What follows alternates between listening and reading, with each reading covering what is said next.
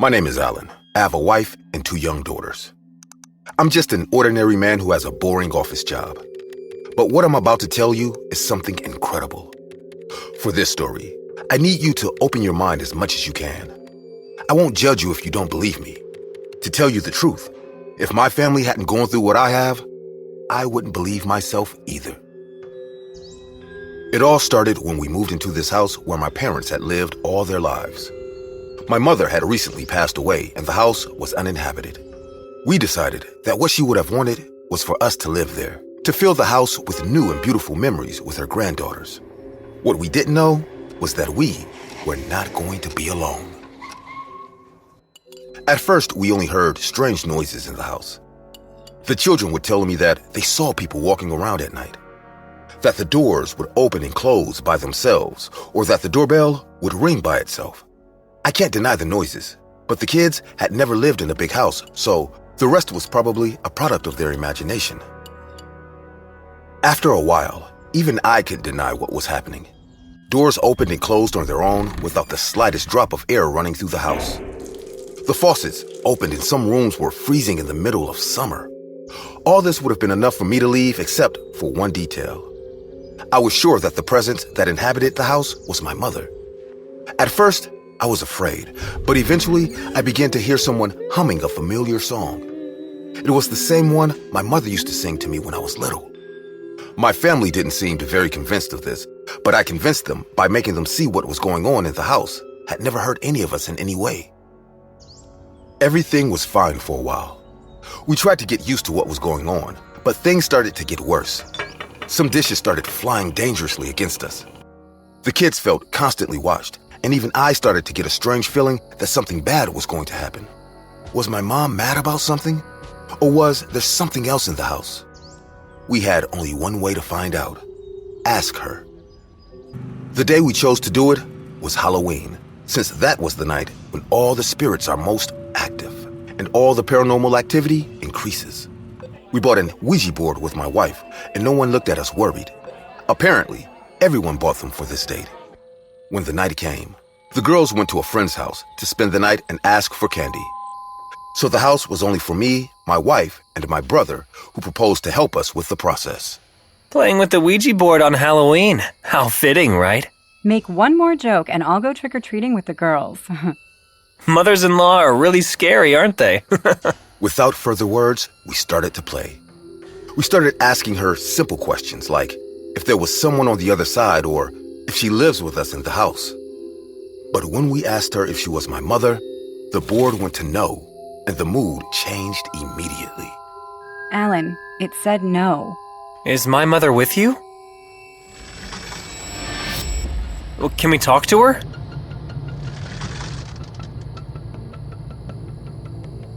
Alan, I don't like this. We should get going.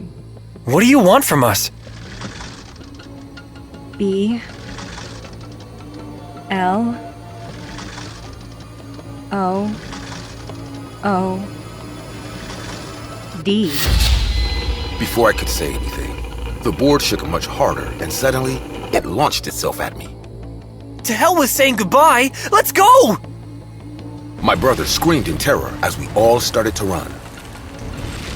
The house began to shake and all the paintings fell down. We reached the exit door and everyone ran to the car, but I stopped. Behind me, I heard my mother humming the lullaby. Alan, what the hell are you doing? Let's go! No, I have to check to see if I see my mom. Wait for me! I promise I'll be right back! Just let it be! That is not Mom! Without hearing them yelling at me to come back, I went back into the house. Maybe it sounds crazy. Hell, it was probably crazy. But I wanted to hold on to the slim chance of seeing her again one last time. I went into the room where we played Ouija, and the light in the next room, the kitchen, began to flicker. I stood in the dining room looking at her, and there she was. My mom, upon seeing me, stopped humming the song. I was about to hug her, but I felt something strange that prevented me from going. But at the same time, my body was totally paralyzed, and I could only stand there looking at her.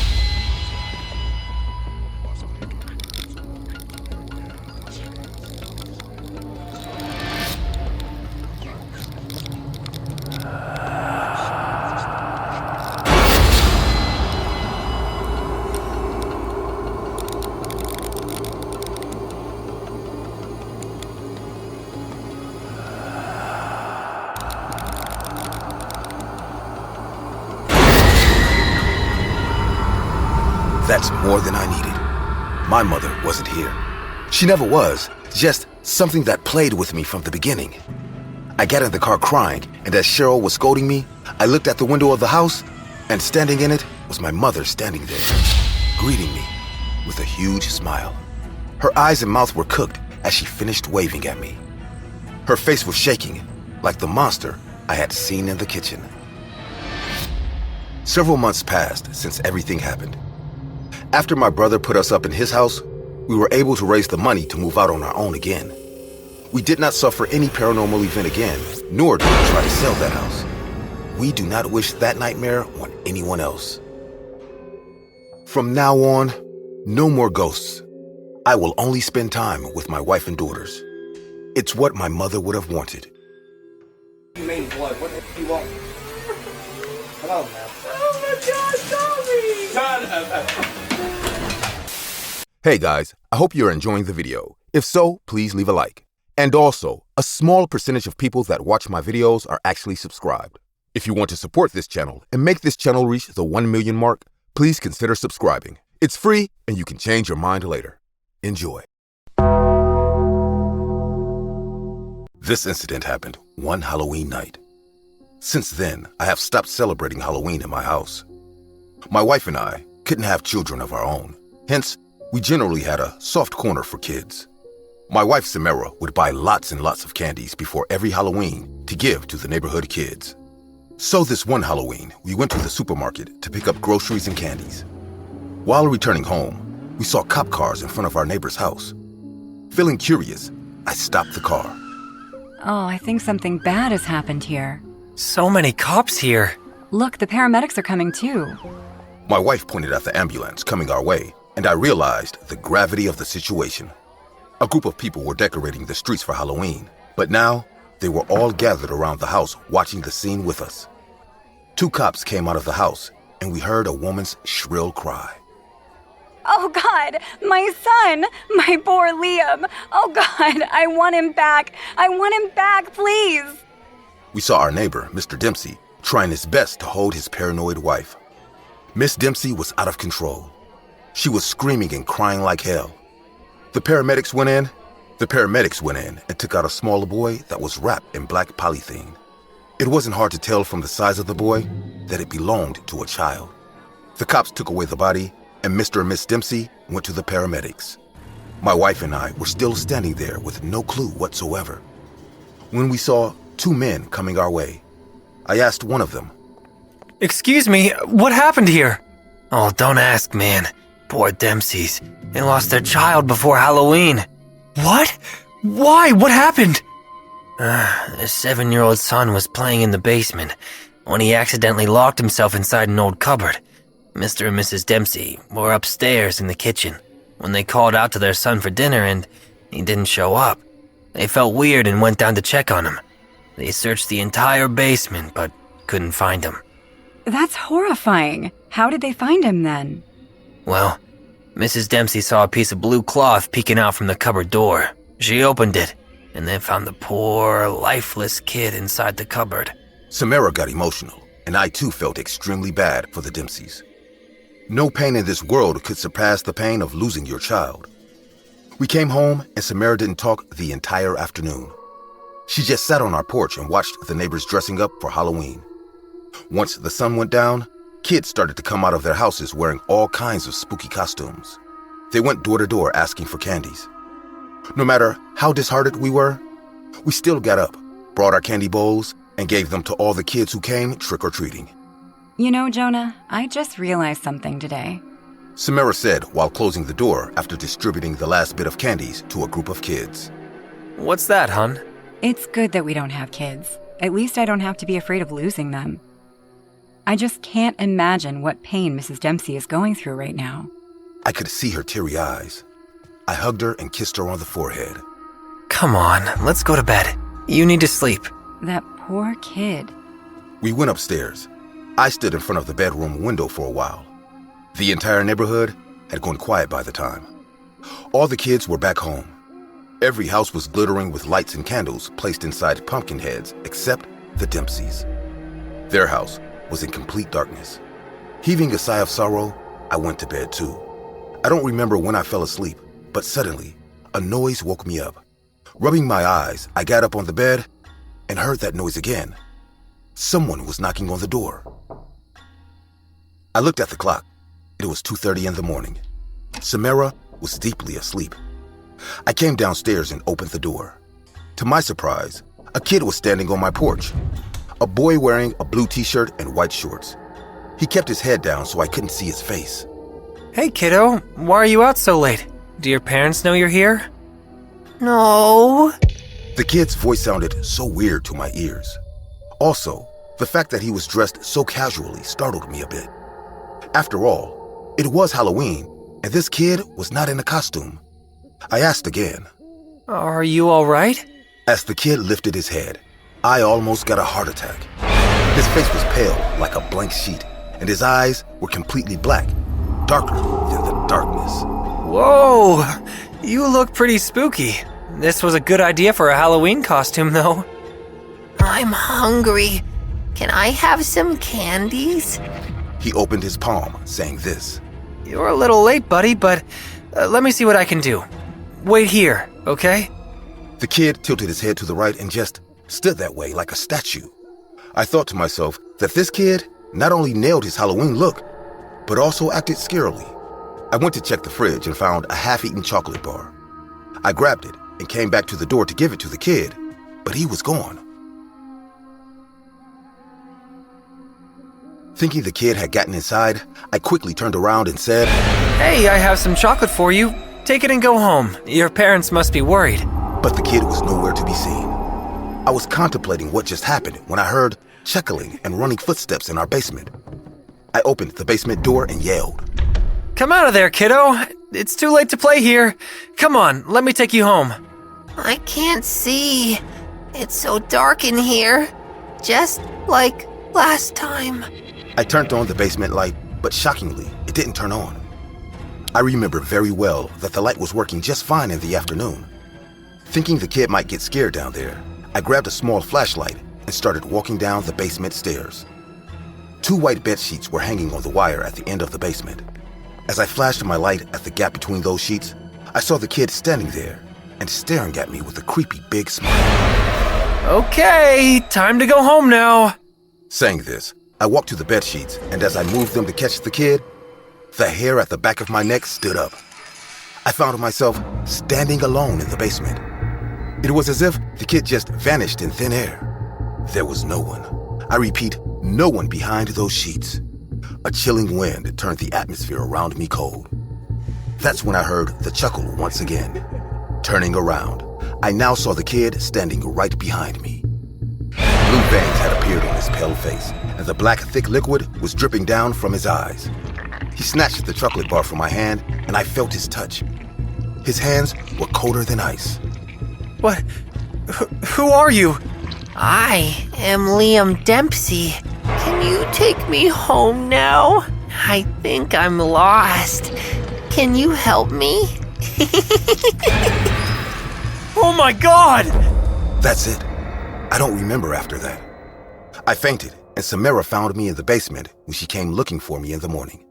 She was surprised and kept asking me why I was sleeping on the basement floor the entire night. But I couldn't tell her what I saw. I often heard about these black-eyed kids, but it was my first time with a real one. I don't know why poor Liam turned into a black-eyed kid, but I think the fact that he died in darkness somehow made him look that way. What do you think?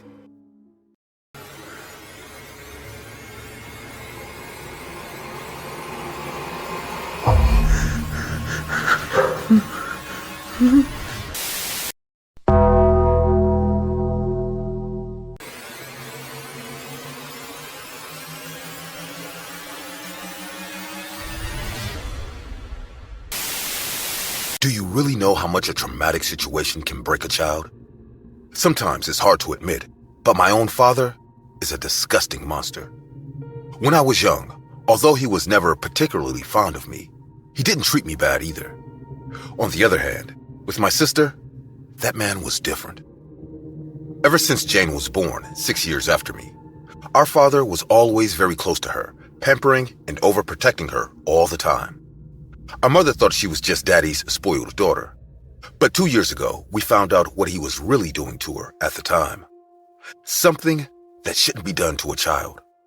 Soon, Mom denounced him, and so he left our lives. But my sister had already been very affected. As a 10-year-old girl, Jane suffered from fits of rage and was very emotionally dependent on her family. More on me than our mother. She didn't like to play with other children or leave the house. In fact, when she saw another man, she would start screaming. For 2 years, Jane had been receiving therapy. She had even changed her psychologist several times, but her case was progressing slowly. Still, our mom didn't want my sister to be given any kind of medication. Adam, I'm here, in the kitchen. What's going on? why didn't you wake me up?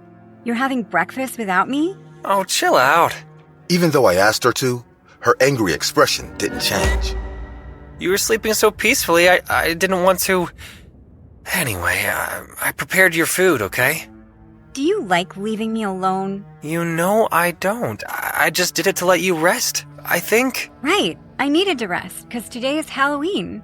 But you don't even like to go out. I'll wait all night for you to bring me my candy. It was common for me to do that on Halloween, and in fact, I liked to bring her candy to make her happy. But that year, I had different plans. I'm sorry, little one, but tonight I won't be able to make it. But what about my candy? I'll buy you some tomorrow. It's not the same. What are you gonna do then, huh?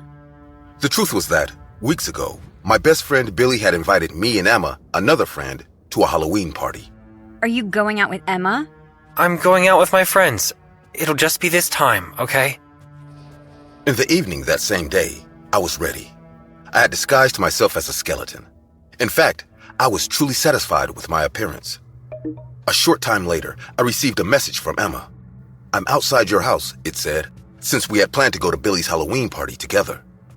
As I opened the front door of my house, Looks good on you. I was gonna say exactly the same. luckily, the abandoned house where Billy had planned to have the party wasn't too far away, but we had to cross a path through the woods. After a while, we arrived at an old building. It's pretty obvious it's here, isn't it? I mean, I can't remember the last time I heard so much noise. Oh, shut up. Let's have some fun.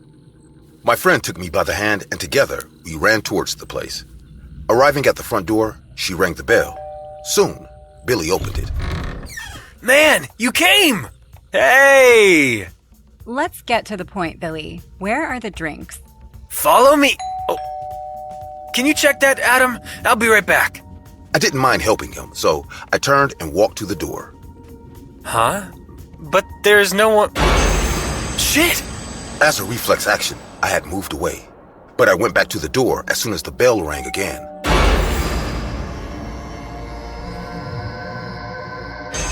What the hell? A fucking mask? The stranger stood still for a few seconds, until suddenly, they launched towards the doorbell camera. Stop it already! What's up, Adam? I thought you were gonna open the door. It was a kid making a joke. If you say so. Come on, don't you want to dance with Emma? I put aside what had happened and walked over to my friend, who was already dancing in the crowd. Adam! I joined her, which really relaxed me, as moving my body to the music was quite fun, until I saw that person again. The broken doll was now inside the house, separated from the other people. What's wrong? I think there is a child at the party. A child? In the blink of an eye, my friend's expression changed to one of fear. Emma? When she fell to the ground, I could see that she had a knife stuck in her torso. Emma! Billy, come here! My friend came after a few seconds when the people around were realizing what was happening. Shh. What happened? I don't know. What the fuck are you waiting for? Call an ambulance! I took my cell phone out of one of my pants pockets, but I couldn't concentrate. I can't do anything with such loud music. Well, then go upstairs, genius. It didn't take me long to walk among the people until I reached the stairs of the house and went up to the second floor. I typed the emergency number and was about to call. Adam! What? The broken doll was there, coming up the stairs in an oddly wobbly way. Did you like what I did to Emma? What the? My heart started beating fast when I saw the person had a knife in their hand, so I decided to run along a hall, enter a room, and lock the door. Adam, I need you. I could barely see in there. What the heck? What the heck? You are there, aren't you? Get out! I need you. Is this a fucking joke? I'm calling the police. The police? What for? Forget that. I need you. Let's go for my candy together. My skin got goosebumps the moment I realized. Jane? I'm not afraid to go out anymore. I can take care of anyone who wants to hurt me. You saw it yourself. My sister was too young to go to jail and broken enough to be sent to a mental hospital. So that's where she is now. After the attack, I did my best to apologize to Emma, but that didn't make it any better, as it had been too traumatic for everyone involved. Sometimes it's hard to admit, but I don't miss Jane.